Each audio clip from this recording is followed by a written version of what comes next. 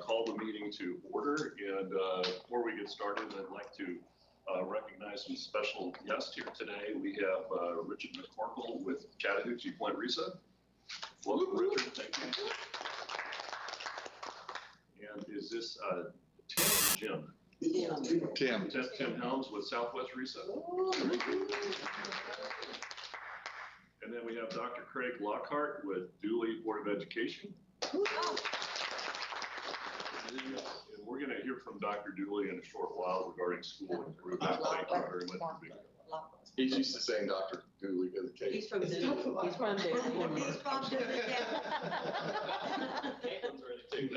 What's your vector? We have Leanne Putnam with Metro Risa. And then we also have Dr. Barbara Wall, whom we all know well, State Director of CTAE. And I saw Caitlin step in as well. Caitlin. Dr. Dooley. Delphine? Yes, Delphine.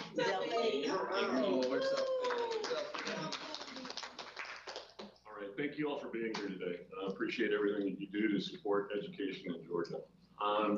I want to make sure that I understand which board members we have online. I see Matt and Butch. Are there any other board members online?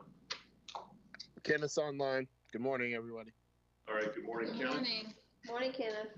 All right, thank you for being here. And now I would like to call on my friend and colleague, Dr. Stan DeJarnett from the 10th Congressional District, who will provide the inspiration and then lead us in the Pledge of Allegiance. Thanks, Scott.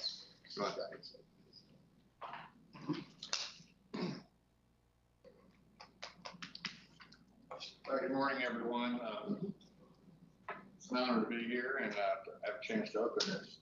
I got an email last week from a teacher, and all of us that are board members and those of us that work in education know that's not uncommon. We hear from teachers frequently. This one was a little bit different, though. This was the teacher in Morgan County who wanted me to read over her Teacher of the Year application. She'd been selected at the school level and was moving forward to the district level, and she just wanted me to kind of look through it. And without violating anything confidential, as I read through it, it reminded me of something that I think we all need to be reminded of occasionally. This application certainly focused on her work in the classroom. It focused on her experience as a teacher, the interactions that she had with colleagues and with children. But it also talked about her role as a wife, a mother, a caregiver for her parents, and as someone who has to kind of put all of that aside every day when she gets up and goes to work. And I know that all of you have been reading about how difficult it is these days and the kinds of binds that we put teachers in because of what they call the pernicious pandemic, but also the climate that we live now as a society where we have maskers and anti-maskers, we have vaxxers and anti-vaxxers, and because of that, we literally put our teachers sometimes in a very difficult position just to ask them to come to work. And I started a few years ago when someone introduced themselves to me as an educator, whether it was socially or professionally. I started just saying, thank you for your service, because we've gotten to the point in this, in our society where we really need to call out those that put themselves out on the line for us as a society, public safety workers, healthcare workers, military. Well, I think we need to add our teachers to that list because they do very important work. They do it every day. And they have their family members too. They're family leaders. They have children in our classrooms. They have brothers and sisters in our classrooms. And then they have responsibilities at home. So I hope you'll join me as we move forward. Every time you see an educator, particularly a classroom teacher, just thank them for their service. Because without them, we'd be in a real mess. Would you bow your heads, please? Heavenly Father, we are so grateful for your love and care and watch care over us. We thank you for the awesome opportunity that we have to live in this great city, this great state, and this great nation. We ask that you pray a special blessing on our educators that are working with our children, work that they do every day. Guide them and direct them and keep them safe. In your precious name, we ask it. Amen. You all join me in pledging allegiance to the flag. I pledge allegiance to the flag of the United States of America and to the republic for which it stands, one nation, under God, indivisible, with liberty and justice for all.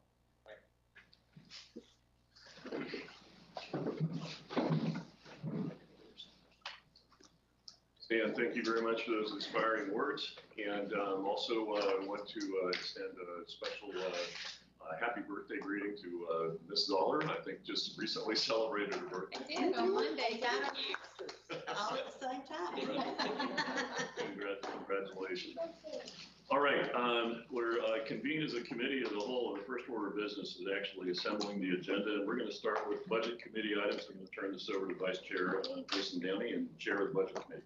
Thank you, sir. We have a number of items that have been put on consent agenda 1 through 6. 8 through 15 are all on the consent agenda.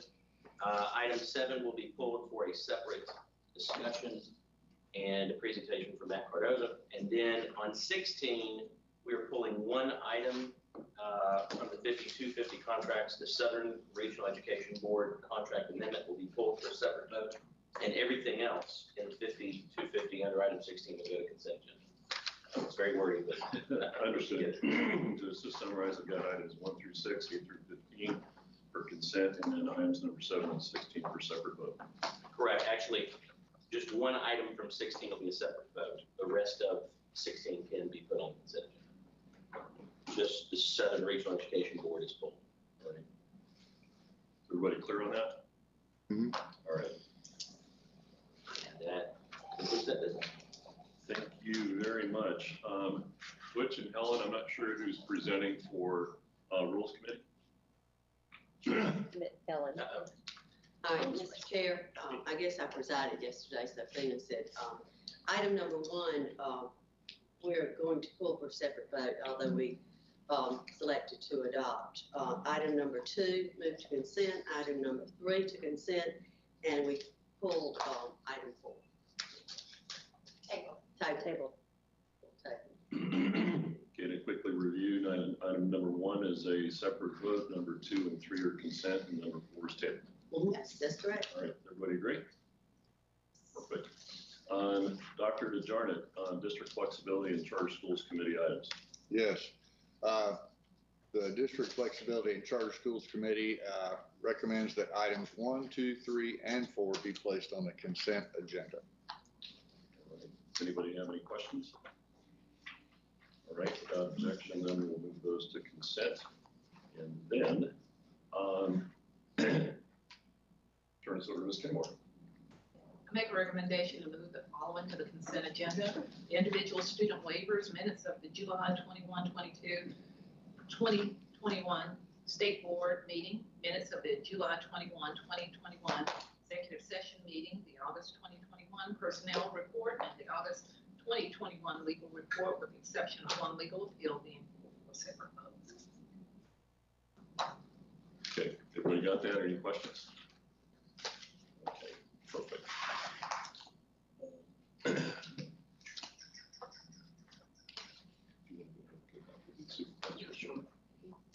Then turn this over to Chief of Staff Matt Jones to discuss the Superintendent's Report.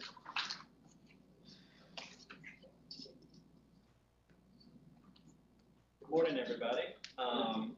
Stan, I really appreciate the words that you said about educators. And, you know, at the Department of Education, we try to make sure our focus is serving educators, not seeing as them serving us.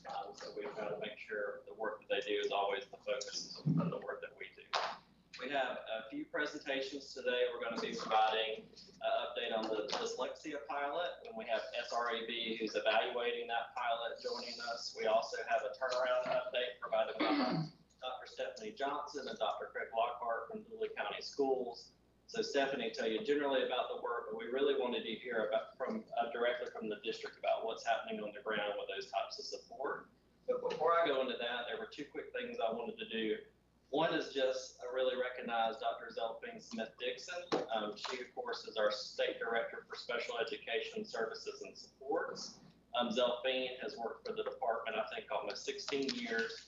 And in that time, it's been a pleasure working hand in hand with her. She shepherded numerous projects and initiatives to benefit students with disabilities. And we really appreciate her service to the department and the state. She has a great opportunity in Rockdale County Schools. We couldn't beat her commute, and we also couldn't beat her being in the same school system where her kids go to school as well. And she's also going to be working directly with the superintendent there as a direct report. So we're excited about that opportunity. Hate to see her go, but we know this is just another prize for Zelfine and her already stellar career. My last thing before we get into presentations is earlier this week we announced a partnership between the DOE and TCSG. So we are actually working, and Barbara Wall has done great work with this. So TCSG, the technical college, is going to award college credit for students who pass a CTA pathway and earn an industry credential. It'll give them a hook into technical college. That's something that we've been working on several years. So it's good to see the fruits on that front. So I think we've identified 4 to 5 pathways, but we're going to accelerate that to open up more opportunities for students. So again, kids that are in a traditional high school CTA class that completes a pathway, earns a credential, will earn technical college credit for that experience without having to do dual enrollment. So we think that's a great opportunity for our state. So with that, we'll go to our presentation. Can I ask one question? Yeah, absolutely. Well, I actually announced that at West Georgia Tech when we were doing technical college and Troup County thing. And it was welding and automotive and cloud. I have a little one pager. Oh, for you, so okay. Cloud. Everybody was excited. That's great. Cloud computing, and there was one other one. Patient care. Patient care. Yeah. In automotive, Yeah. yes. And we have several in the pipeline, so we're looking forward to it. So thank y'all for that work. That was great. So I think, do we have our SRAB friends ready? I think they're going in the first one. Yes, sir. Okay, sounds like, so we'll let you take it from here. All right, thank you so much. My name is Samantha Durrance, and I'm a policy analyst at the Southern Regional Education Board, or SREB. Today I'm representing both SREB and the Region 6 Comprehensive Center, which is also called RC6 at Serve Center at the University of North Carolina at Greensboro. RC6 and Serve are providing support for the Georgia Dyslexia Pilot at the request of the Georgia Department of Education. And in the time I have today, I'm going to provide a brief overview of the work underway to support the pilot and examine how implementation is going. We can go to the next slide. You can see that there are 7 pilot districts involved in the pilot. They're listed here, and below is a timeline. The districts are of varying sizes, and they represent both rural, suburban, and urban areas. And at this time, the pilot districts are beginning the 2nd year of pilot implementation. Last year was the first year in which they actually implemented the pilot. Next slide, please.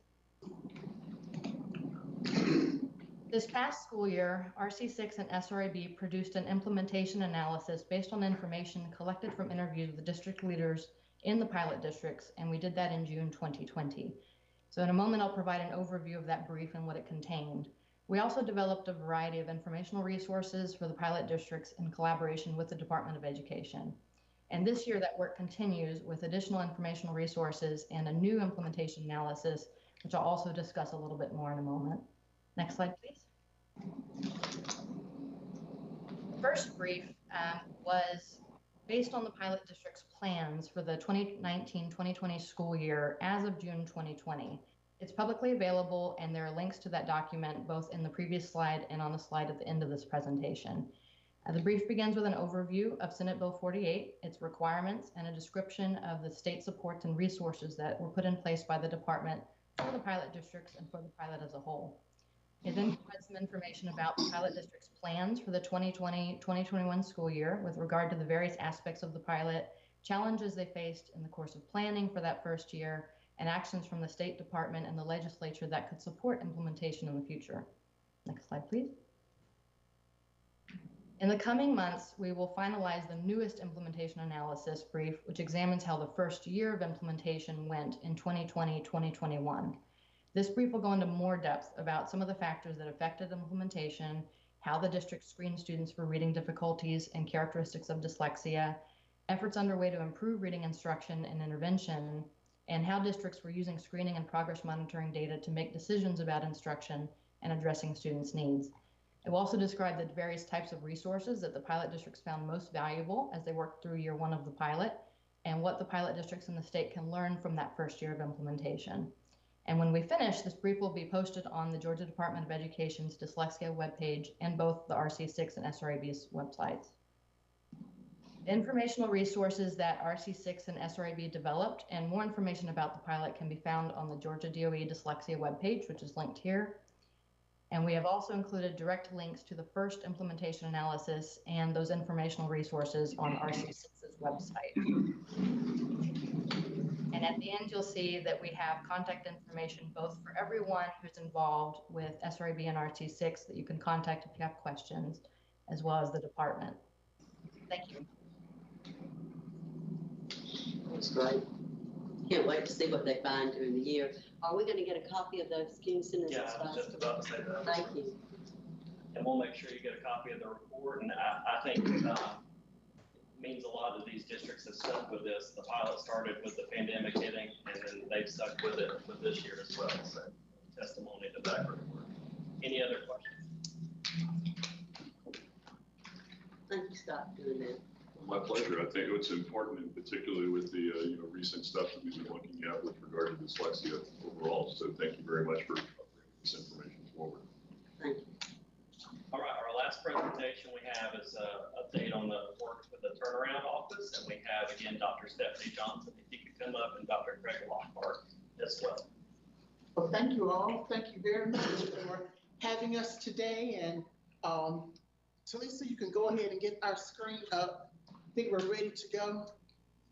Well, thank you very much, Mr. Royal, and thank you very much for asking for us to come. You know, whenever you all call, we come. And I tell you, I would do a report every day if you ever asked me. Just a minute.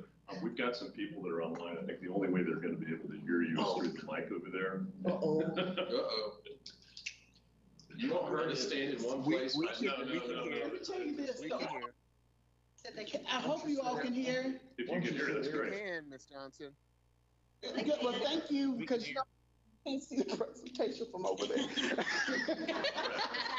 why, I can come and talk from over there, but he's not going to be able to come and talk from over there.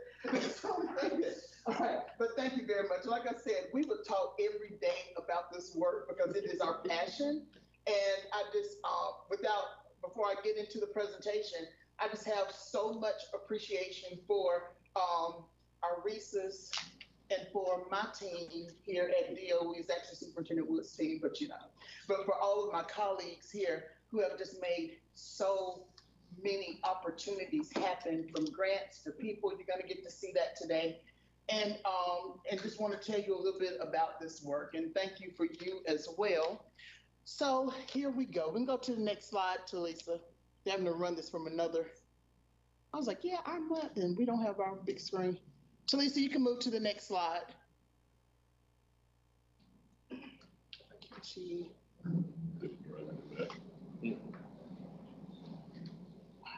Okay. Next slide, please. There you go. Okay. So you can hear us in the booth, but they're looking to have the next slide. Okay. They're not. Okay, they were like, just say next slide and we'll go to the next slide. I was like, okay. Abracadabra. Well, you know what? I can go ahead and get started.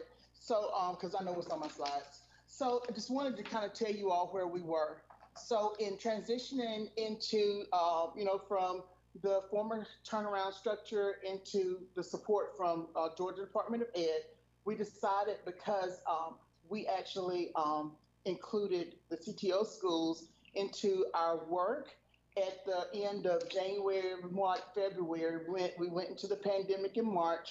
We did not identify any new schools. We decided to go ahead and keep everyone as stable as they could be where they were and provide the supports within whatever they were telling us that they needed or that we saw that there was a need throughout the state of Georgia. So we did not place any additional tiers on any district or school, which means that we are currently serving 4 different districts and 7 schools. And I had that was back there on that slide. What I want, Talisa, could you go to 3, please? Could you go to slide 3, please, real quick? I wanted to just tell, because that's going to kind of outline so you'll know what you're seeing today when you see Mr. And I'll just have to make sure that maybe it's freezing or something. I don't know what's going on. Apologies, Stephanie. I am actually on my end navigating through the slides, so I'm not sure if there's a lag. I do apologize. We were successful the last presentation, so I'm apologizing, but I am going to try to move through with you. Okay. If you could do Tier 4 support on slide 3. Stephanie, I apologize again. Unfortunately, on my side, I am on slide 3. There's no slide up at all for us. Stop sharing. Stop sharing. Share again. I think you have to share again. I've done that. Okay. Yes, ma'am. I'm trying that one more time. There we go. There we go. All right. You know, perfect. Thank you. So what we want you to see today is how we really did not create a cookie cutter approach for addressing our Tier 4 schools. What we did was we looked to see exactly what were their needs as we came in. We met with the superintendents. We conducted multiple walks, observations, provided feedback, and we allowed them and the data to tell us exactly where the current gaps were that we needed to work on over this last year and a half. And what we did was we decided that we were going to assign, and it's pretty much within our school improvement structure, but you can see here for CTO, they get all of this support. Now, there are standards of practice that you're going to get to hear from Dr. Lockhart today. There are standards of practice that everyone gets, but there are additional supports that's based on the need, okay? And what we're seeing, was one of the things you're going to see when we get to the grants. We went out and we found tons of money in grants, and there were some provided by Department of Ed. There were some coming from local. Paige Pushkin helped us around some. But what we did was we found some money that wasn't quite so tied into some of the federal mandates to help them move some things along. And Dr. Craig Lockhart will share some of that today to kind of show how we incorporated some of that as well. But and this is it for me, and I'm going to turn it over to our man of the hour, Dr. Craig Lockhart, Superintendent of Dooley County Schools. Don't hype me up too much. Good morning again to everyone. I want to thank you all for this opportunity to share. Please pardon my seat. I hope that this will be a most effective way of us presenting for you today. Next slide, please. So before we get into the work that's happened with the Office of School and District Effectiveness, want to give you some context about Dooley County, the school system and the community itself. We're located about 2 hours south of here, down I-75, right below Houston County. We currently have about 1,184 students, a rural area, agricultural.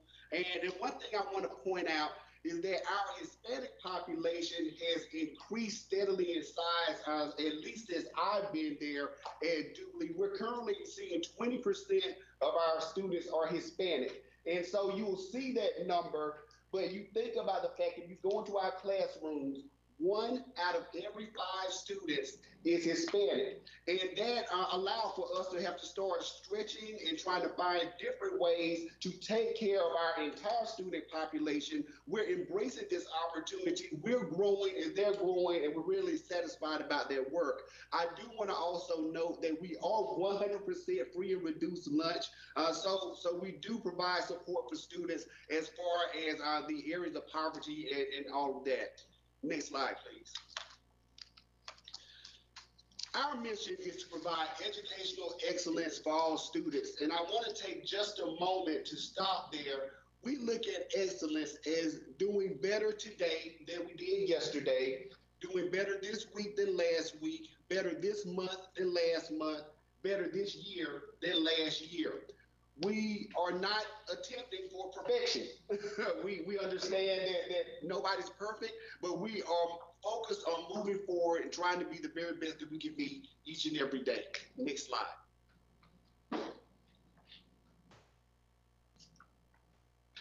So, want to share with you again context. Some of you, many of you were here. so I'm going to take you on a little trip back in time in case you vaguely remember Dooley County. So I'm going to share with you a few actual news headlines. And if you could, Talisa, you can go ahead and place those headlines on the screen. Actual headlines: Governor removes board members. DCSS loses advanced ed accreditation. DCSS is named on the turnaround list. So it doesn't sound much like educational excellence at this particular point. A lot was going on, and it's important to share this part of the story because that helps you to see how you get to a place that you'd rather not be.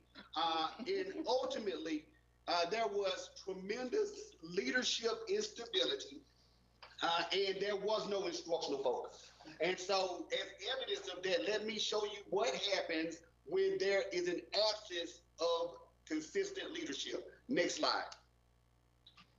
So, you can't tell here, but just to give you a brief idea, these are the CCRPI scores since we started CCRPI back in 2012 and all the way going up to 2019. And so from the beginning at the elementary level in 2012, you were looking at something like a 49.7% CCRPI score, and it ultimately is at a 53.7 in 2019. Next slide. The middle school saw a lot more progress, and we've identified things that have happened so that we can replicate the best practices that we did see in the middle school. So in 2012, you were looking at a 58.7. 2019 and gotten to a 70.2 with the hopes of still growing. Next slide. In the high school, I had the most struggles, and I want to point out the high school. The high school has 7 principals within a 10-year period. And so the current principal there, he's broken the record for being there for 2.5 years. And so we're really proud of him. And so again, but with the constant principal turnover, superintendent turnover, and board governance troubles, this is the type of reflection that you get. So it's a word of caution and warning for the board, for this board to know that we have to have stable leadership in all of our organizations in order to see the type of gains we would like to see. Next slide. So when I arrived in Dooley County, this was in September 2018, and we were already partnered with the Chief Turnaround Office at that time. And so just to, again, giving context, because I was there from 2018 up until we made the transition to the Office of School and District Effectiveness, you have time to reflect and you have to ask yourself, what did you see? What happened here? So with the CTO, their focus in the meeting sessions, things that I recall, the theme was primarily around talent management and recruitment.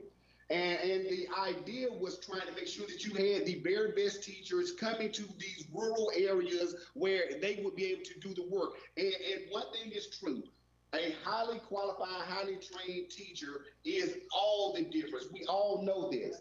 However, Dooley never had a major problem hiring people. We've always been able to have a strong staff. There are staff teaching shortages everywhere, and we do see the pinch here and there, but that's not our problem. Our problem was training the staff we have so that they could be highly effective in curriculum, instruction, assessments, professional learning, and response to interventions. We have the staff. The goal is to make the staff strong consistently throughout the district so that they can get the right work done. Next slide. So with that being said, we now have a partnership with the Georgia Department of Education. And so there's a MOU that's been placed in with us and the School and District Effectiveness team. There's teamwork and partnership. I'm not going to insult you by reading all of the bullet points, but there's something I want to share with you that's very powerful with this slide. If you look in the pictures, you see the DOE staff down in Dooley with us. That's huge. You see Dr. Johnson there. You have Mr. Steve Olive, who works with us as a specialist. In the slide, in one of the slides, you may not be able to tell, but Mr. Richard Woods is there with us. That is extremely powerful to a rural district. I've worked in metro districts before, and it's easy to get people in place in a metro area, primarily because of geographic location, distance, transportation, etc. This means something to us in Dooley, and it gives us that extra push to keep working forward. Next slide, please. So when you look at the partnership, I've already mentioned Dr. Johnson. We have Mr. Steve Olive, who's our district effectiveness specialist. We have a school effectiveness specialist where we have had two, Mr. Anthony Packard, Dr. Randall Beasley, and with RISA, we have Ms. Carolyn Hamilton. Again, I'm just so elated to see that my executive director, Mr. Ricky McCorkle, he's here with me. We did not plan this, but we're glad to see that Chaplain RISA is here with us today. And again, all of these people, they really help us. One thing that I highlighted is that they are experienced and trained. If you never turned around a school or a school system, you don't have the contextual background to be able to help somebody. These people have been vetted and they have the skill sets to do the right work. Next slide. And so when you look at our district plan of support, what I just want to share with you on this particular slide is that we have an instructional focus. We're focusing on strategies, action steps, and there is a continuous improvement model where the people who I just named, they are in our buildings weekly. They are constantly there providing support. It is not a takeover. It is not an overseer type of mentality. They're partners, and we're grateful for every time they come. We try to put them in Dooley shirts whenever we can. Next slide. And again, this is just a reiteration of what's been said, is that we have a continuous monitoring process where the Office of School and District Effectiveness staff, they're there with us, and they review our work. Next slide. So with professional learning, again, they're right there. The one thing I want to highlight here is conference trainings. It's in the center. You see instructional leadership conference. And so a story is when we were working with the CTO, we received an invitation to go to the instructional leadership conference, and this was hosted by Dr. Johnson. So that was my first time getting a chance to meet her. And this conference was so impactful because they were talking about the things that needed to be done to transform schools. And we were not getting that up to that point. And I said, oh my goodness, this is what we need here. They're talking about instruction. They're talking about SLDS. They're talking about the things we need in order to move forward. So again, I just wanted to highlight that to let you know that a lot of the conferences or programs that you put in place in real life, they make a huge impact for those who are receiving the services. Next slide. And so we continue with our cycle of continuous improvement. And I could go, as you can see, we have a lot of things that the Georgia Department of Education and RESA are supporting us with. One thing I want to point out on this particular slide is that we love the Beacon formative assessments. And so, so I am from, and I think I'm about to date myself. I'm from the AYP era. And so in the AYP era, there was a time where there were assessments that were created at the DOE that helped align with the actual work. And so now that we are in a new, with the Georgia Standards of Excellence, the Beacon helps give us the idea of how we're performing. And I just want to highlight that because, again, as board members, you approve a lot of things, but you don't always get to see the power behind what you've done. And so I just want you to know that you matter, and what you do has tremendous influence on the work that we do. Next slide. I want to shift gears just for a moment to talk about funding. So the federal government has provided a lot of funds during the pandemic through CARES and ARP and whatnot. However, I know that you are the flow-through organizations who have managed all of this and help us get approvals and whatnot. So we do, for our community, we felt it was important to create an infographic so that our community knew how those dollars were spent.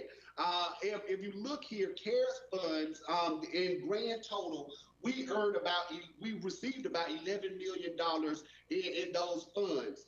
Our annual budget is around $12 million. So we doubled the amount of monies that we're receiving during this period of time. Now, I want to next say that this does not mean that we are overflowing with cash. What this has done or is doing is allowing for us to be able to compete at a level that we will find normal in a metropolitan or more affluent district. Rural districts have children who deserve and need the exact same things that we find in our most affluent areas. This has helped us to begin to level the playing field, and again, it's going to go away. So once it goes away, we'll be seeing our same barriers may be coming back to life. So this gives us an opportunity to try to put things in place that we can sustain so that our children can receive the same high quality education that you can find throughout the state of Georgia. So I do want to just say we also receive school improvement funds because we're a Tier 4 school system, and we've been able to hire instructional specialists. Our technology is really, I'm very proud of that. We're one-to-one. So every student has their own laptop that they're able to take if and when we have to quarantine or if anything were to occur where we needed a long-term virtual platform. That's not a problem for us anymore. We're creating something called high impact tutoring, a more effective way to tutor where we can get a teacher-student ratio of 1 to 4, where we're actually able to really get down in the weeds with the students so that they can get that personalized attention. I want to shift to the grants that you see here. Dr. Johnson mentioned that before. You approve a lot of grants. And Dooley County receives and takes everything that you will give us. And we're grateful. And we have a mindset, we're not going to say, well, we're too busy, we don't have time. We find a way to build the infrastructure so that somebody can manage the grant. One in particular I want to share with you just to show you the power of what you do here. Well, actually, I'm going to talk about a couple. The START grant. The START grant allow for us to to contract a teacher, a trained ballet teacher to come in and teach dance to our students. They've never had that before. In Dooley County, we currently do not have a performing arts center or theater for decades. Those students never had the opportunity to have recitals, to conduct plays, to be in choirs, and things of that nature. We're getting that now, but the first taste was creating this dance class, and it was a huge success. The digital learning grant was how we were able to go one-to-one. We're working with the computer science grants that you have put in place. We now have staff that want to get the endorsements for that. We have the great personalized learning where we're taking that in. And one thing that we're happiest about is you recently approved for the Georgia Virtual School to provide courses for us. What we're doing is our middle school students are now being able to take high school credits, and our high school students are being able to take advanced placement courses through the virtual school. We did not have this before. So now our children are able to experience what everybody else is able to experience and go to college with so much more confidence and competence. Next slide, please. Next. There you go. So as we get ready to close, this is what's happening, just so that you know how things have transformed from those earlier headlines. We have a viable and a robust strategic plan that we are currently implementing. Our school board, they received the 2019 GSBA Quality Board of Education Award. They received the 2020 GSBA Exemplary Board Award, and we are applying again for 2021. So you can see the transformation in our school board from then to now. Our graduation rate, we're over 90%. I want to share with you, we were able to feed students from the very beginning. March 13th was the first day of it was the last true day. We stopped school. I remember it was 1 p.m. March 13th. I said, tell everybody, get all their book bags, get everything out of the lockers they need, because I don't know when we're coming back. And so what happened is midweek, the very next week, we were the first groups to start rolling food out to children during this entire time. And we were able to do that through the help of the federal government and state government being able to take care of our students. I did want to add that we now have a functional teaching and learning or curriculum department, as well as a department of student services. If you've been in the school business, you say, well, that's always existed. That's standard. You're supposed to have that. In Dooley, it did not exist. And so we now, thanks to the funds, thanks to the support and the guidance, we have structures in place in order to manage the work. We do have a school-based health center. I mentioned about our being one-to-one, and we have also created our Prep Virtual Academy. We do understand some families still are not comfortable with coming back to in-person learning. So through the funding sources that you have ultimately approved, we now have a virtual academy that is up and running. Next slide. And so future goals, we are pursuing STEAM certification with agriculture being our focus. And we have a STEAM advisory council in-house that is working really hard towards trying to move to this. And because again, we understand our children need to have options when they get out in the world. So we're preparing for that.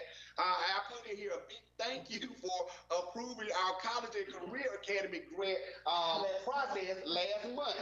And so it's very timely that I'm here to formally thank you for that. So we're going to apply for this grant with TCSG, and we'll be adding culinary arts, cosmetology, and barbering, and welding to our existing programs. That's where we found the interest was, and so we're moving forward with that. And I know that you do have the Office of Rural Education and Innovation coming in. I thank you again for approving that, because I've said it before, but it bears repeating.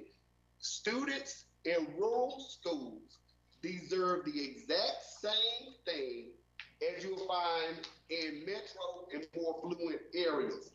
They grow up, they become doctors, lawyers, presidents, you name it. They have the same potential as anybody else. And I'm so appreciative that we have this concentrated voice to help us. But in the meantime, I can't thank Dr. Johnson, Mr. Woods, Mr. Jones enough for everything they've done, along with when you think you're just signing off, am I making a difference?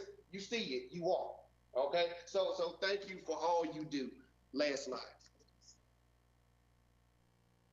And so for this year, one thing we said that we're waging war for student success. This is our all-in year. You will see some gains this year, and I can't wait to be able to hopefully come back and be able to show you just how things are looking. But we are going all in for our students.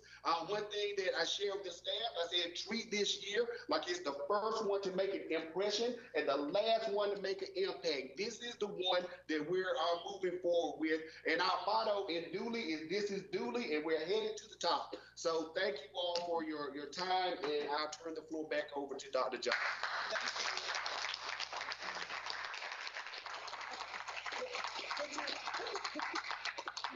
Lisa, could you put that last slide up, please? Amen. That's my last closing slide. I think it's number 23.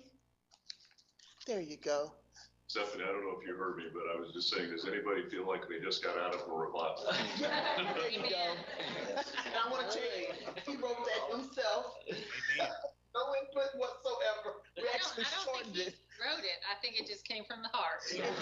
I was gonna say it came from the work, and we just thought when we saw it, we were like, no, I won't be presenting today. We're gonna let him tell the story of what all of the support looks like. And I tell you, there was a slide we were trying to find. I had a computer crash, and we were not able to find this. But in 2017, when we stood here, and we went down to Dooley first when he did the timeline.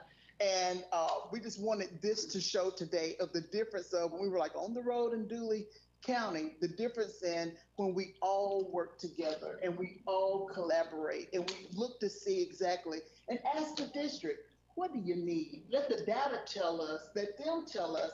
And then like right now, we call them a GSAP. So it's like a comprehensive needs assessment. The things that you will see that's different is, although you have these great leaders like Dr. Lockhart, he's walking with us, but we do everything mostly at the school level. And then he looks to see what the district is going to do to support this, and then what external support is needed with the money. So we're all in on this, which is what I'm saying. But if you watch that, my team, we aren't having meetings in the office where we sit for 3 and 4 hours. We're inside those schools, working with the practitioners and watching in real time who's not getting it, what's happening that we're not moving. And then, when I tell you, this superintendent, there's nothing that he doesn't know that's going on in his district. He's not just delegating. He has a fantastic staff now. He's hired really well. Ms. Marcus is fantastic. She's right there with him. But I just, like I said, I just want to thank everyone. This is your new CTO model. This is it. But to be honest with you, when you look in this, you can see 1, 2, 3, or 4. Because if a district calls, we start right here around coherent instruction, building leadership. Right here, our supportive learning environment, family community engagement, effective leadership. But what do we want everyone to do? Learn. That's the first indicator of what a child needs, is how they are accepting the learning. Then we move into the full problem solving cycle with identifying their needs and selecting interventions, and you know that. And then this is your model right here. We're solving problems, we're planning, but we're really monitoring the implementation for impact. And then we're monitoring, and then we're collaborating and communicating. This is your CTO model right here. And we do feel like it's working. I know without a doubt that when those new scores roll in, we have the opportunity to get another accountability. These schools are going to perform well because we're working down at the student level and building that out. Everything in our theory of action begins with what is going on with student performance, and then it moves to teacher performance, then it moves to central office performance, then it moves to ours, external. Who are they hiring here? Or they're on their contracts. For example, like if they don't have the capacity right now, it doesn't mean that a child has to stop learning. We get our contracts in to help that. You get us in to help that, and when they build capacity, we're out of there. So thank you very much for approving all of the grants this year. I know we put through several of them as soon as this pandemic, hit, and we saw how it made a positive impact in our schools, and we know that, they're going to continue to have success. Next slide, Talisa. Any questions? I just wanted to make a comment. First of all, Dr. Lockhart, thank you so much. You hit the nail on the head that it's really education and economics that separates us. And President George W. Bush was famous for the comment, the soft bigotry of low expectations. And he was talking specifically about minority students, but the same argument can be made about rural versus urban students and what the resources are. It's the soft bigotry of low expectations. Oh, those kids come from X. They're not going to need this. That we've got to get past that, because especially after this pandemic, we're finding that people are going to be working in all kinds of different places, all kinds of different situations, and all of our children need to be prepared. So thank you. Thank you. Can I say something? Yeah, I want to make sure we get questions from Butch and Matt and Kenneth as well if they want to. So go ahead, Helen. Well, obviously, for those of you that don't know, I grew up in Dooley County. So these are my people. I still get the Dooley County news and see all the great things that are happening there. My dad was a teacher there, and my mom was a social worker in Dooley County. So, and I actually sat on that committee that interviewed the new board members for Dooley County. So there's several of us that were in that situation and saw. And to go from the bottom up to the top of where you are, and you're right, it takes groups like Stephanie and the Risas in there, as you mentioned, and your people, and DOE, and as you said, the board too, everybody collaborating. But those practitioners that are in there, and I say this all the time, kneading the dough and making the bread and making sure that those kids get what they need. And that's what you do. And that's what the Risas do that go in and support you and your DOE staff. So, and what you do as a leader, it starts at the top. Everything starts at the top. And you have made the biggest difference. And I can tell you that going home, I hear it all the time. We got us a great superintendent now. We got a great superintendent everywhere. So thank you for what you're doing. I'm going to turn this over to Mike Long and then Mike Ross. Doug Lockhart, first of all, apologize for coming in late. There's a few more cars up here than there are. I was thinking I don't like living on the farm, and I have to do a lot of genetic modification on corn and stuff. I wish we could clone it. That would be great to have. I just want to tell you thank you for being a voice for rural too. I was outside of Chatham, Savannah, and Brunswick. I'm rural. I'm in the regular district. I know we've seen each other at the Gale and some other things, but I just want to tell you thank you. I remember sitting next to Casey Cable up at the Gwinnett STEAM Center. We're talking about resources and disparaging in resources, and I said, "Yeah, we're building one of these in Ludwig." Because I said, and he said, like that. I said, "No, my point is there's so much difference between our districts. So thank you for being a voice for rural." Thank you. Mr. Roy. I have a question for you. On the slide, something jumped out at me, and it was some of the things you're doing. One of them was high impact tutoring. Yes. Tell me a little bit more about what that looks like and how you're doing it. So the difference between what I would call traditional tutoring after school is that in most cases you will have a teacher paired with maybe 15, 20 students. And so when it comes to after school tutoring, a lot of times people have different definitions of what that looks like. Some people, it is babysitting because you have parents who just have to work late and they can't get the kids until that time. And sometimes we're focused on homework. And so what we're doing, we're following KIP research that says that if you're able to get a dedicated, consistent teacher or tutor, one person to no more than 2 to 4 students, and being able to work with those students every week for the entire duration of the year, you're able to build much better relationships, deeper bonds, and you'll probably see higher expectations and higher student achievement. So we have tutored, and I think we've all seen tutoring programs over the past. In my experience, I would feel great that I would say, hey, we have a tutoring program so that I can sleep at night. However, the test scores and assessments did not reflect that being an actually effective method. So what we're doing is we're scaling down. We want to create a true mentorship partnership between the teacher and the student. So really what we're doing is fewer students with a teacher. The problem that you run into is that if you have a small teacher-student ratio to service all of your students, you're going to need more teachers. So that means more money. So saying what has happened, the school improvement funds that you all have approved give us the dollars to be able to hire more teachers to have a smaller ratio that they work with. What is, one is, repeat whatever I said, but thank you. And to those of us that have been here, I believe I was the one that made the motion to remove the school board to the governor. And it is so, it warms my heart so much to see that we've done some things right. Obviously the biggest thing in the district is leadership, to change the mindset, to change the culture. I've learned to get to the culture of every child can learn and deserves that opportunity to be the best that their ability and desire will let them be. Yes, sir. That they want to be. What's the number one thing we can do or not do to you or do for you to help you to continue to be successful? That's a great question. I actually was reflecting on that on my ride up.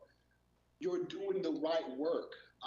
Mr. Woods and his team, they're making recommendations to you all, and you go through the process. You have to vet, you have to debate, you have to see what's the best outcome. And I'm going to take a side note.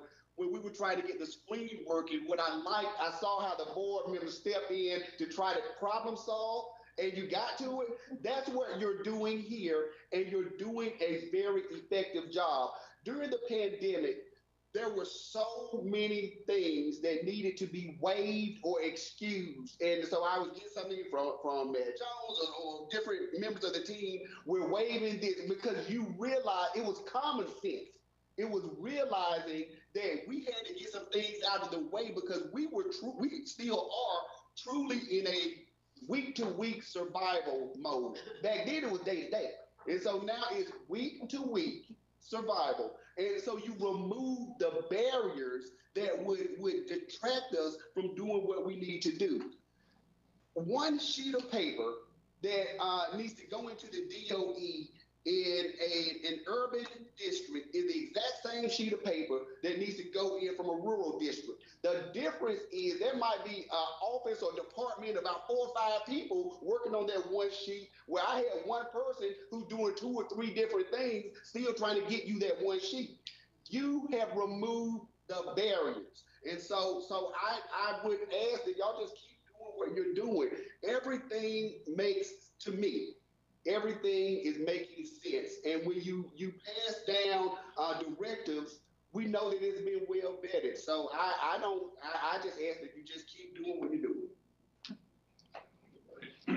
Kenneth or Butch or Matt, do you have any questions? You're on mute, Butch.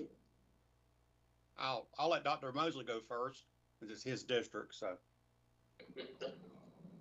Very good presentation, and I appreciate the good work that's going on down in Dooley. Thank you, sir.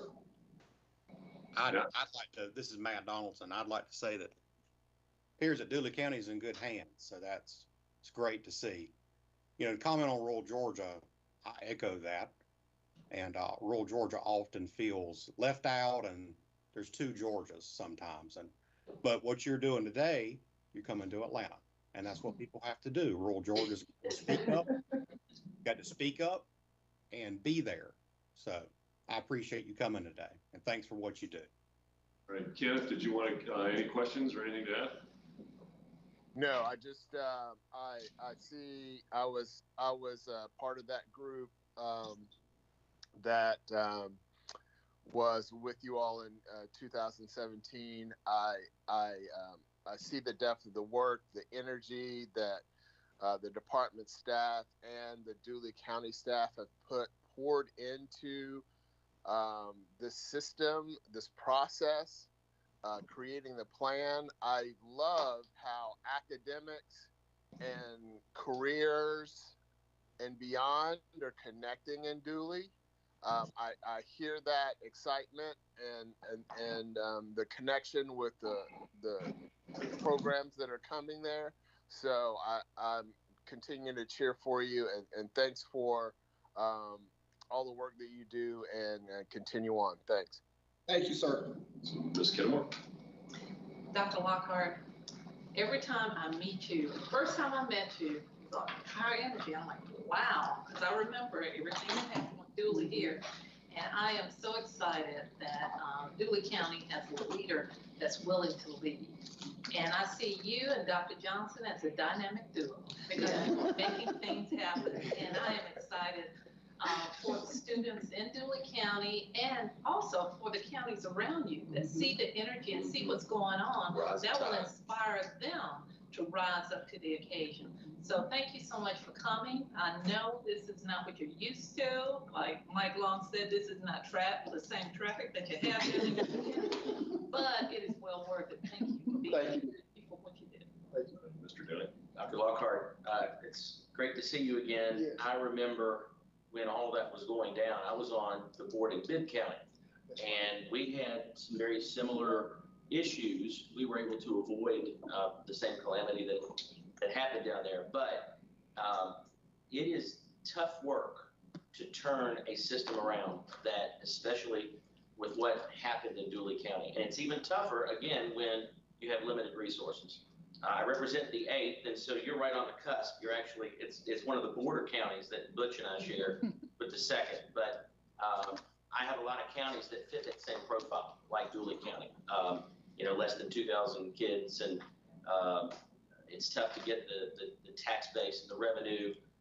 At least you've got the interstate that passes through, so there's some of that. But I appreciate you all coming up and talking about the good work you're doing. I know the board is a quality board. I think it may have even gotten up to exemplary at this point. So that's a big deal. And for those of you that don't understand, with local boards, it is very prestigious to get those accreditations, and to have a board that was removed and now to have the current board work the way up to exemplary status shows that the board's working together. The board is working with the administration. The things are happening that need to be happening. And I appreciate your hard work. I've been following your career for several years now, and I appreciate all you're doing down there. And keep up the good work. Keep shopping. Thank you, sir. Dr. DeJarnett. The work that they're doing, and I've known Craig longer than I've known Stephanie, actually, and I knew Craig when he was in a neighboring county when I was in Morgan. I just want to remind all of us that the work that they've done is exhausting to get to where they've gotten. And they're going to continue to need support, because getting to where they are has really been a Herculean effort, and sustaining that is going to require us to continue to keep our eye on the ball. Not just us as a board, but the staff as well, because I don't want us to be guilty of saying, well, Dooley's in good hands now, and they are, and then saying we can focus somewhere else, because I don't want them to ever think that we're not going to support the work that they're doing, and because it's exhausting work. It's very rewarding, and I think the support they need and a lot of dark moments will sustain them through those really dark times, like a pandemic. But let's just remember not to take our eye off the ball, because they will continue to need our support long after they've left the Tier 4 list. Dr. Lockhart, it was an amazing presentation. I am rural Georgia. I am agriculture, as you can tell by my mask with my cows over here. And what you're doing is amazing. And I know you're going to leave a legacy when you move on, and you will leave the excellence with them. So stealing the words from Mr. DeJarnett, thank you for your service. Please tell your staff, your teachers, thank you for their service. I will. From my heart, thank you. Thank you, ma'am. All right. Dr. Lockhart, one of the things that I absolutely love about you is your passion. Nobody can doubt your passion. And the thing is that I think it truly exemplifies the passion shared by educators throughout the entire state. And you just bring it to life. You did a great job. But I think there's, I loved the detail in your presentation, and specifically how you took it through local governance and the importance of local governance. which really ties into communities. And communities getting people in these positions of leadership, and then they have to have one purpose and one purpose only, and that's looking out for the best interest of the students. Okay, and that's a foregone conclusion. And if somebody's bringing something else to the table, you got to think about whether they're running for the right office. But at the end of the day, I appreciate your passion. I appreciate the accomplishments that you brought to Dooley County. It is truly remarkable to see, and everybody else has really said it. It's that turnaround from where you're at. And Stephanie, you and your team have done a remarkable job in support of that as well. And I know that this entire board is 100% solely behind what you're doing. So thank you very much for your presentation. I do appreciate it. The best is yet to come. That's right.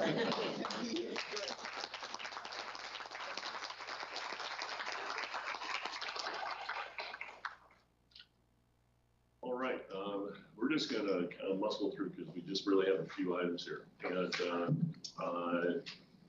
we're going to now move on to the committee of the whole. And then we have the agendas before you. So what I like to do is everybody take a look at the agenda if you have any questions. All right, if there are no questions, I'll go ahead and entertain a motion to approve the agenda. So I have a first from Mr. Downey. Is there a second? Second. I have a second from Dr. DeJarnett. Any questions or comments? Hearing none, all those in favor of the agenda approval say aye. Aye. And Butch, Kenneth, and Matt, if you're still online, if you could record your vote, I can't hear you. Yeah. Okay, Kenneth? Aye. All right, the motion is unanimous. Thank you very much. You got aye from Leonte as well. Leonte, thank you. I didn't know you were on the line. Thank you. All right, then from that, we're going to go ahead to the approval of the consent agenda. This is the first item of business. I'll entertain a motion to approve the consent agenda. Motion to approve the consent agenda, Mr. Chair. Second. Thank you, Mr. Johnson, with the first, Ms. Zeller with the second. Any questions, anything that needs to be pulled from the consent agenda? Hearing none, any questions, any comments? Hearing none, we'll call for the vote on the approval of the consent agenda. All those in favor say aye. Aye. Aye. Any opposed? Hearing none, we'll call that unanimous. Next, we'll move to the budget committee items, and I'll turn that over to Mr. Jones and Russ. I think we had do we want to do that free presentation? Yes. I think it's Matt Cardozo. If I can kind of elaborate on why this was pulled, this is dealing with the ARP money, and to paraphrase Carl Sagan, billions and billions of dollars that we thought we could begin a dialogue that may continue on at the retreat, where we just strongly encourage local systems on how best to spend this money and what it was intended for. And so we wanted to have just a brief presentation from Matt to discuss that a little bit. It wasn't any debate on this issue. We certainly, I encourage everyone to vote yes in favor of this, but we did want to start the dialogue. And so Matt, I'll turn it on to you. All right, good morning. Thanks for letting me share real quickly. And of course, if you have questions, feel free to jump in and ask those as I'm talking to it. This item, the item itself is to provide that final allocation for American Recovery funds. This item itself is just allocating an additional amount of money, $2.7 million, to our local school districts because of there was a formula difference in one of the states that allowed every other state, but that state to get a little bit more ARP funds. So that's what this one's doing. So now once you allocate that final amount of ARP funds, that will complete the 3 rounds, at least, of all of the ESSER, call all 3 rounds, the ESSER funds, CARES, CRSSA, and ARP. So one of the things that we talked about yesterday in Budget Committee that we're doing is we're going to have a data transparency dashboard so that you will be able to see by grant. So every grant that you've approved, that would go out to school districts, whether that's the big formula grant or whether that's school nursing or whatever grant may be.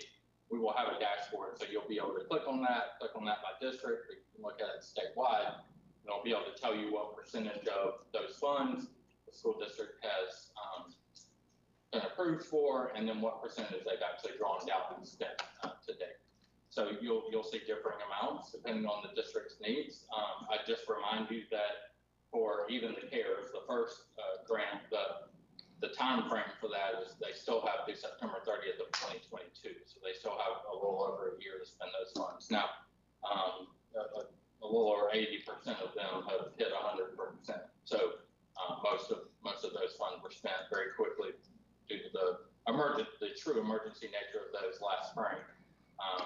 And then as you see the other two rounds of those funds, they have a little more time to think about what their real needs are, both immediate but as well as long term. So the data dashboard, I think, will help to be able to just see what those percentages are like, see how much use it's been. And then we're also partnering with or contracting with the Georgia Partnership for Excellence in Education to be able to they're going to do a deeper dive into the uses of funds by district, see what those best practices are, what can we learn from that long term, so that we know, what those needs might be long term, whether beyond the funding for ESSER, what state funds might need to be there, or what practices are working well, how have they really improved learning loss for their students. And then you can also see on the website, on our Georgia Insights website, for all of the ESSER funding, all of the state or the local district plan for how they are going to use their funds to address all of the various needs that they have. So we're trying to make sure that that's transparent out there, that you can see how they want to use them, and it varies everything from educational technology to mental health to school nutrition and meals to staff and continuity of services. So in a nutshell, that's a summary of the three rounds. But one thing I will say is that the U.S. Department of Education gave an update to a couple of key areas that we talked about this last month. I think capital construction as well as continuity of services as it relates to state fund shortfalls. So some of our districts are having to make some transitions, but that is particularly, that's specific to the ARP funds. Most of our districts haven't gotten there yet, obviously, because you're approving the final round today. So with that, happy to take any questions. Any questions?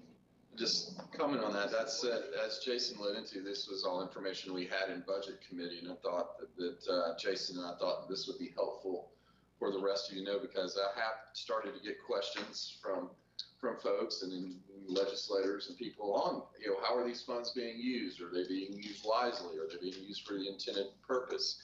I think transparency is the best thing that we can do, and I was happy to learn some of this yesterday. That what the department is doing and what they're doing to put that information out there to make it easy to find. I said, look, we need to get a box of crayons and draw it for us, because we need it at that level of transparency. And they're continuing to evolve, going to continue to put additional information on there as we get it from districts, because it's really hard. Like a big bucket is continuity of services. What does that mean? There's so many things that can go. So there's only so much data we can put at our level on there. But what it'll do is show which districts are utilizing their funds, which ones aren't, what buckets are they coming out of, and then the plans. The last one, the districts had to submit applications. So can we put those applications online for people to see and everybody to see? And it's not even just to see, but for their local other peer, like we were just talking about with Dooley County. So a Morgan County can look, what are they doing next door? Can we partner with that? And they're doing that through the RESAs. They have communication through their great RESA partners and do that. But that transparency, I think, for the people that are skeptical, it'll be there. For the people that want to use it to learn, it'll be there. For the people that are just curious, what are my tax dollars going to? It'll be there. So I think that the more transparent we can be with this information, the better off we're going to be from a public policy standpoint. So I wanted to share this information and appreciate you and Peace work, the great IT work that's going on with that. And then also, he's not here, but we were talking afterwards yesterday about the presentation we got last month from Forsyth County, identifying. And I don't know if you want to elaborate any on what's happening with that, but I know the CCSO, and if you don't, that's fine. But I just wanted to talk about some of the great things and conversations that sparked around this and recovery, because one of the big things on 3 is catching up, getting those kids caught up and identifying those kids to do that. You have any update for us? Totally good. I think I just gave what the update would have been anyway. There's a lot of discussion. He wears a lot of hats, but I don't think we give him. There's a lot of, and this came out, and that was during Matt's job description only has one line: all other duties as assigned. I call it. We've got one in our office. It's called SACU. It's an acronym that is not used up here. I can't believe it, but it's source of all knowledge in the universe. Well, it's just got adopted. Yeah. So, but it's not quite SACU, but getting there. But no, appreciate your work. Thank y'all and sharing that with us. Thank you, Mr. Royal. Any other questions? I have a quick question for Matt Cordoza. The report that you mentioned from Georgia Center for Excellence in Education, the best practices report, that deeper analysis, will that be on the website? Will that be a separate report from them? How will that come out? Yes, great question. That will be a separate report that will come out from them. And as you can imagine, they're on the very front end of this. The contract itself has really just been finalized. But so they're starting their practice now and looking at various pieces of data, budgets that school districts submit to us that we approve, looking at survey data, information about use of funds. And then it's going to be them doing really a lot of focus groups too with school districts to be able to talk through in more depth about how they're using those. So that's great. That's great. Finalize the report. Yeah. I'll have that as a separate report for sure. So Jason and Mike, thank you all for bringing this out of committee to a full board. Mike, you said that this is great. I mean, this is great information for taxpayers and legislators.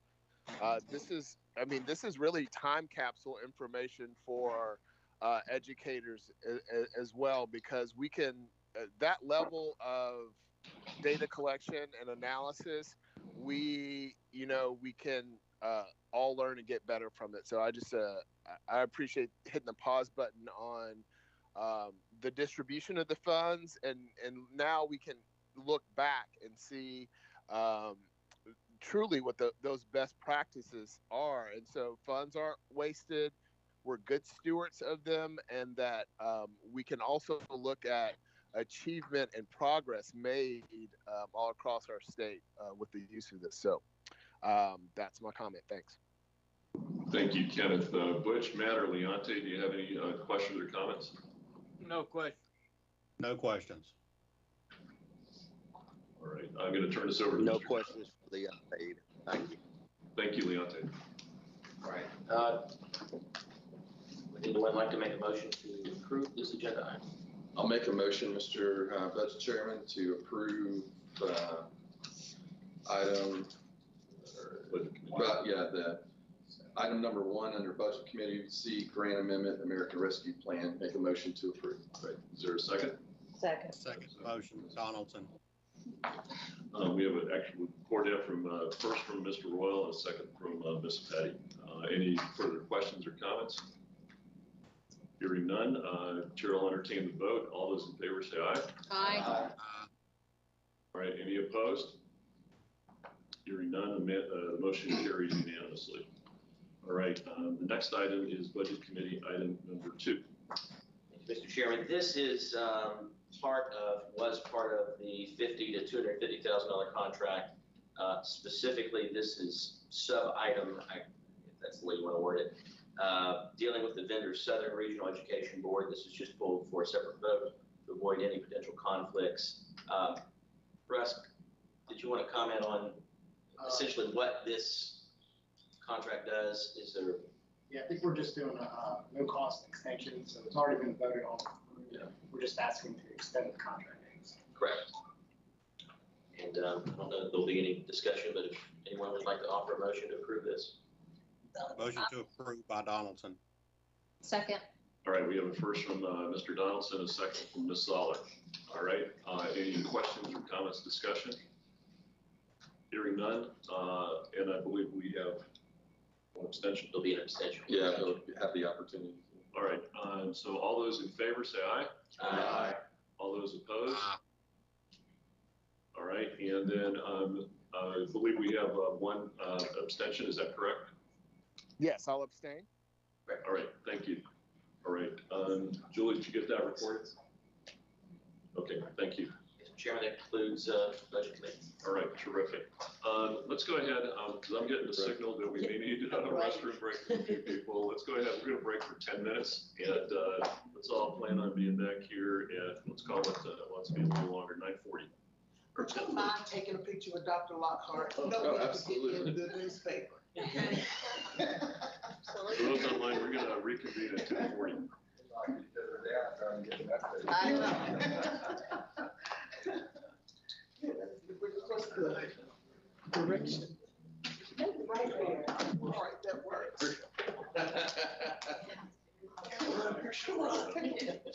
Yes, it is.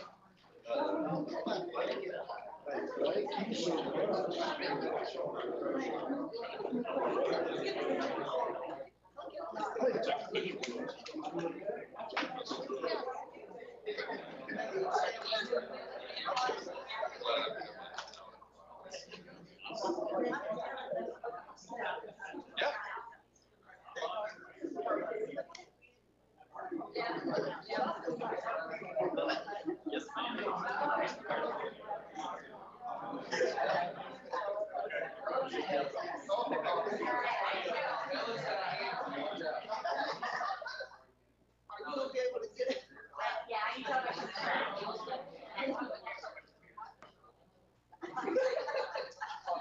Let's get in action, kind of go a little bit ahead of your windows. Mike, can you come this way a little? Stephanie, can you kind of step in front of Mike? Who's taking a picture first? We're looking at it. Look at me. Okay, look here, please. Okay.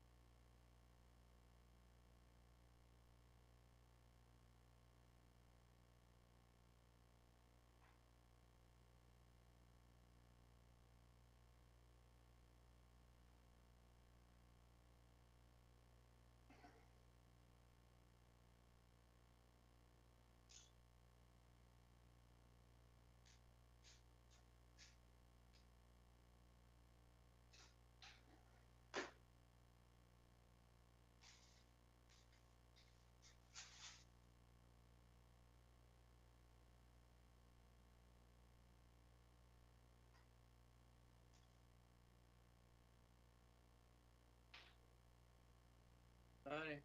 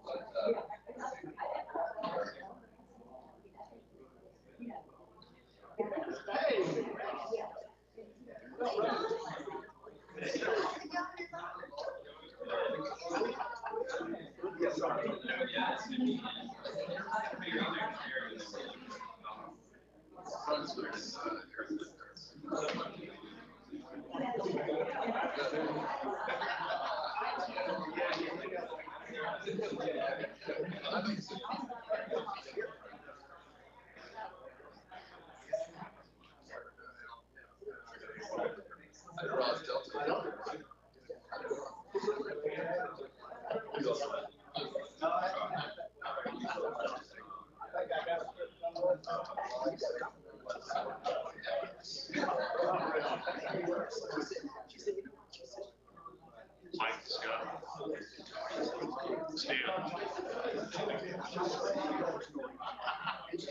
Hey guys, Miss Long,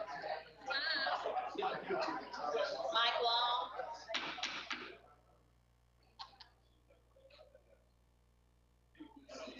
I don't like it.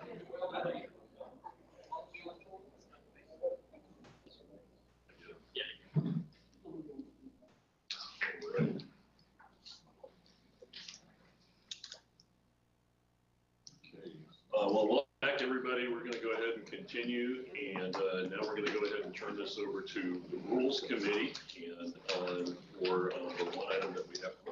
Okay, well, yesterday, the item was the Georgia Standards of Excellence Math Standards, and there was discussion about the adoption of the standards, and also with the adoption of the standards, the implementation period of time for those. And as we got to talking, several of us, my districts, as the pandemic hit, nobody was expecting it, as we know, and it left schools just really scrambling to try to keep the doors open. And something that you said this morning, Stan, when you were talking about the teachers that they are mothers and caregivers and parents and all. And I think the whole shift of the conversation yesterday said there's no question that we don't think that these standards are ready to adopt. It's the question of the implementation, the period of that time, that we don't want to put too much on the backs of our teachers. So we thought it would be important that everybody had a chance to kind of discuss that. I agree. That's what we were just chatting a while ago, that if you guys got any further comment, not to ride that horse again, but I'm just saying, if anybody else got anything about the implementation dates or the process behind it. All good. I mean, I know Martha had said her district with implementation, and I did ask Matt, what would that look like? Because as we adopt the standards, and we're certainly hope everybody will vote to adopt them, but the but was, as we adopt those, can we have some grace or some consideration or thoughtfulness? Because my districts and a lot of districts are just feeling that all they can do is just keep the doors open. Our teachers are out, our administrators are becoming teachers, bus drivers. I mean, this pandemic, to my district, it said it's the worst than before. So that was kind of the discussion. Well, and I think as you know, as we adopt these today, which I hope we will, then and I think the implementation needs to shoot a little bit more towards the 2023, 2024, but then that gives an extended period of time so that teachers don't feel like, oh, we've got to train up on this in 6 months. That gives them a much longer period of time to train up on it. And you said that's doable. That's completely doable. I think we're on the same page. We're on the same page. Good. Thank you. And I think, and one of the things we also talked about yesterday was having an implementation discussion during our September meeting, so that, kind of talk about the pros and cons with regard to certain timings and so forth. And then I think everybody at the table kind of understands we're going to go through another round of standards adoptions with ELA coming up here. And, any potential concerns or maybe with overlapping implementations and that kind of stuff. So need to hear it all, and let's keep an open mind. But well, yeah, and I think this is a discussion we're going to be having ongoing. I mean, we don't know. I hope we're going to be done with this in another year. We may not be. We may see that everything gets the implementation gets pushed out because of what we're going through, but the adoption needs to be there so we know what the standards are. Dr. Jordan. I don't have anything to add. I'm ready to vote. Well, Stan helped me a lot yesterday. I appreciate perspective. All of our fellow board members know that, and Helen's trained me as best she could over the years on curriculum, but I'm more of a budget and numbers guy. But I was looking at this from 3 different buckets. You've got the process we've gone to get here, you've got the curriculum itself, and then you've got the implementation, and then of course the rollout, and then you've got a test. I mean, I wasn't in it. I do have some reservations on, ready to move forward, but I do have some reservations because I've gotten some feedback from my districts, particularly 4th grade, that 4th grade's really hard. Algebra 2, that it's going to take 2 years to really teach it. One curriculum specialist told me, please just tell me what's on milestones so we can teach that part of it and teach the test. That's not what we want to hear. But don't let perfect be the enemy of good. There's a lot of good things in these standards. There's a lot of clarity. There's a lot of good things in there. The standards really helped me because I was struggling because of the feedback I've gotten on it. But really, and also while Dr. Lockhart was here, I was thinking about what my thoughts were on this, and it gets back to good governance too, and what good boards do. I'm a finance guy. I can count. The votes are here to move this forward, and that's fine. So and do that. We need to, but also, and it's being mentioned here, and I'm glad I wasn't able to. We were in budget and weren't able to hear a lot of discussion. That we're talking about the implementation, because that's really where the rubber meets the road. And my biggest concern now is getting past those 2, and we're there. Is I see it now, and we have administrators in classrooms picking up for teachers. Your inspiration is so appropriate. Get into really this right now, but Janet Bruce, a great longtime teacher in Gwinnett, just passed away. She taught my daughter. My other daughter's son, very good friends. They went to Georgia Southern together, good friends together, grew up together. That hits home. What we're asking of our teachers and our administrators and folks is just unbelievable. The battle they're facing just to try to keep the doors open, much less. So my biggest concern, and this is where I'm going to and it sounds like we're in good, but I will die on this hill, is the implementation, because they are doing so much. How can we get them ready to teach these new standards and do it? And it's going to be a challenge, and I look forward to working together to help make that successful. But we're there. I'm in favor of moving forward on this today with that and where we've gone, and just really can't echo enough, because these teachers, good gracious. So that's well, Mike, Chairman. Matt, I'm taking this because those were my concerns yesterday too as well about and I'll just share one thing with you. Districts are overwhelmed with the daily stress of keeping their schools. This is from constituents. With keeping their schools sufficiently staffed to be able to keep the doors open. Normally, systems would offer release time to teachers to work together in grade level teams to review proposed standards and give feedback. There are no substitutes available to cover the staff absences due to the sickness and quarantining alone, and definitely none available to offer the time for teachers to undertake this important task. If there would be a time to delay a little so that the standards, they can work together to participate in the unpacking, please consider that. And I think this is what we're talking about, the implementation.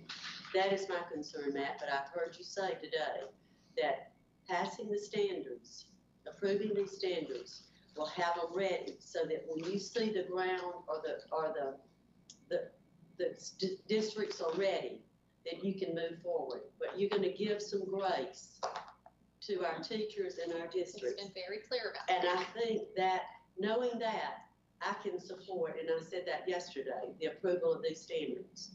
Yep, and I appreciate y'all focused on what's going on in our schools and our classrooms, and candidly, when we get past this issue and we move on to others in the future around assessment and accountability and flexibility, we're going to need that same level of compassion from the board to support things that need to be done to support the teachers that are on the front line. So I appreciate y'all keeping the focus on what's going on, but there's going to be a larger issue as we address what does testing look like and expectations there, what does accountability look like for this year, what does flexibility look like. We heard from the superintendent how important it is for him to have the tools at his disposal to address what's going on the ground. So I would just ask you to continue that commitment to compassion as we go through the school year, as we look at other topics. And I think we will, and we did it with the .01 before, and that's what we're asking as we roll these out.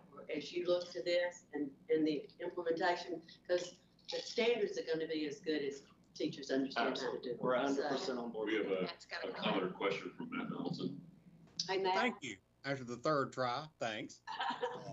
I echo the comments. I think the math standards are good to go, but I for one am fine with being flexible with implementation. So I think there's a lot of unknowns right now, and yeah, I'm fine with that as long as Superintendent Woods is, and I'm ready to vote when y'all are. I think we're ready to vote, aren't we? Dr. Mosley or Kenneth or Leonte, do you have any comments or questions? I don't have any comments. I'm like Matt. I'm ready to vote. All right, thank you. Leonte or Kenneth? All right, not hearing from them. Anybody else here at the table? All right, so the chair will entertain a motion to approve. Sorry? Kenneth? Yep. So moved. He made the motion. Kenneth, I take that as a motion to approve Rules Committee item. Correct. We'll go ahead, and is there a second? Second. Ms. Petty, any further questions, comments, or discussion? All right, hearing none. All those in favor signify by saying aye. Aye. Any opposed?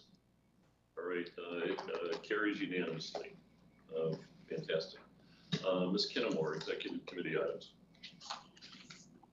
It is recommended that the State Board of Education reverse the decision of the local board in case number 2021-08. All right, and we'll take that as a motion from Ms. Kennemore. Is there a second? Second. Second. Dr. DeJarnett, any questions, comments, or discussion?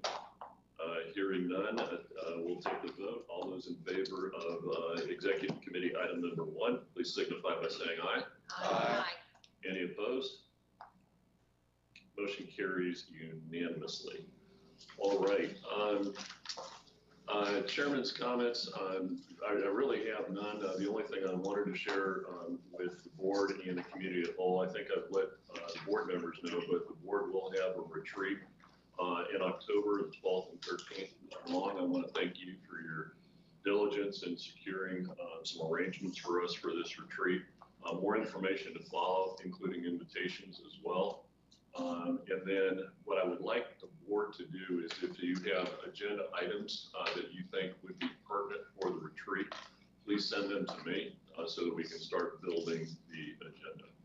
All right, and with that, we'll just clarification. You said the 12th and 13th. Yes. It's the 11th, 12th, and 13th. Well, we come in on the 11th is the arrival, but the meetings will be taking place on the 12th and the 13th. Just a point of personal privilege. This past Saturday, Betty Chambers passed away. Betty Chambers was a retired DeKalb County teacher. And, you know, she was a very important person in my life, but she had such an amazing story. And that she and many of her colleagues started out teaching typing in DeKalb County schools. And a group like this came to her and said, hey, would you all like to learn how to do this new thing called computer science? And she and 3 of her colleagues did that. It began some of the first programs in teaching computers to students in DeKalb County schools, where I went to school and grew up.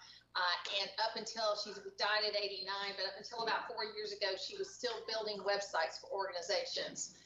And so, you know, these teachers have impacts not only through their career, but long after their career. And I know there are many that we can't name that we know, but I just wanted to lift up Betty and her family, and also all those that have gone before her. Thank you. Thank you very much, Ms. Sullivan. Any other comments? One thing that was brought up in budget committee and in charter, and I want to mention because our budget department is working on getting some data for me. It was brought to our attention that the austerity cuts originally when the pandemic hit was 10%, and then 6% was put back in, making sure that that 6% is making its way to the local charters that are involved in how those funds are being redistributed back to everybody, because everybody got cut 10 and now 6 going back in, so everybody should share. We know that was the legislative intent of that, but that came up during a budget and shared the charter, and working with our budget department as they're pulling data on making sure that that money is making it back to those students in those local charters as well. Excellent point. Excellent point. Any further questions or comments? Okay, before we wrap up, I just want to extend my prayers, thoughts, and just keeping our American families and such in Afghanistan in your thoughts and prayers, and particularly our military. It's an incredibly trying time, and I know that everybody at the table here and abroad is very, very concerned about what is occurring, and just keep them in your thoughts and prayers and hope that we're able to bring people home safely. All right, with that, the chair will enter. Yes, Ms. Kimball. And our military members, my son is Dr. Corporate, and most of his unit has been deployed. So, that is very first and foremost in my mind about his battle buddies being out there, and that he may get the call. I don't know. And my son. I was going to elaborate on that. Yeah. Yeah, I got a tearful FaceTime. He said that because he's in Ramstein, that's where they're taking all the refugees. He said they built enough places in 3 days to house 10,000 people, basically polyethylene over places. And he said, Dad, how'd you like to decide who gets a piece of clothing and who doesn't? Yeah, he said there's more. There's so many coming in. And I know we're public live, but he said, don't believe everything you hear on the news. There's thousands more than they're reporting. He says, it's just tough to make a human decision about somebody's life. So. And also, Butch, hope you continue to get better each day, and Richard. And I heard that John Zollner and his wife are sick, and send out some thoughts to them also. This COVID it's really really bad. And blessings. All right, any further questions, comments? Thank you all very much for being here today. And with that, the chair will entertain a motion to adjourn. So moved. All right. Second. No, we're first, Mr. Johnson, second, Dr. DeJarnette. All those in favor? Aye. Aye. Any opposed? All right, if you're opposed, God help. Hey, Matt. Please, Alan? outside the airport. See y'all. Y'all have a good day.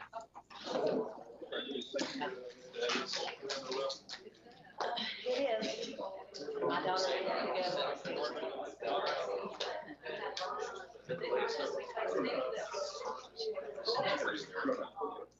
Yeah.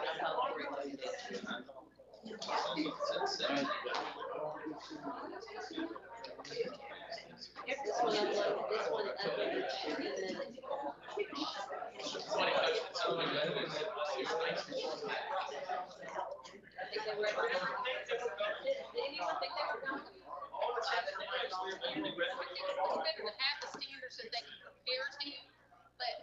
You know what I mean? It takes a while to get out there and all this other stuff. I mean, because I don't know if it's worse than last year. I think people are a little more panicked because you've got to. Tell Ken hello behind you. This is where we are today. It had started to go down.